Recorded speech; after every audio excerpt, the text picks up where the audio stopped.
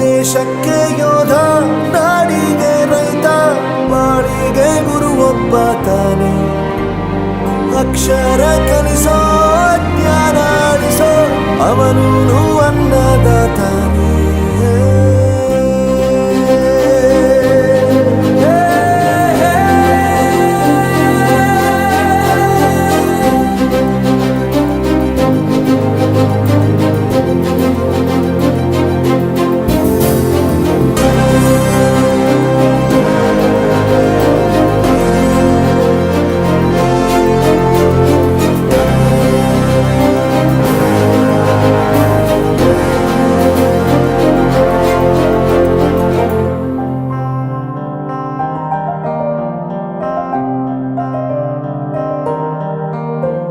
ಬೆರೆಯೋದು ಹೇಗೆ ಕಂಡಿದ್ದಿಲ್ಲಿ, ಜೊತೆಯಾಗಿ ಹಂಚಿ ತಿಂದಿದ್ದಿಲ್ಲಿ, ಹಿರಿಯರಿಗೆ ತಲೆಬಾಗಿ ನಿಂತಿದ್ದಿಲ್ಲಿ, ಬದುಕುವ ರೀತಿ ಕಲಿತಿದ್ದಿಲ್ಲಿ.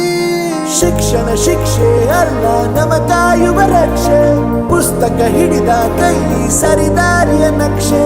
ತಂದೆ ತಾಯಿ ದುಡಿಮೆ ನಮ್ಮ ಬೆಳವಣಿಗೆ, ತಿದ್ದೋ ಗುರುವಿನ ತಾಳ್ಮೆ ನಮ್ಮ ಬರವಣಿಗೆ.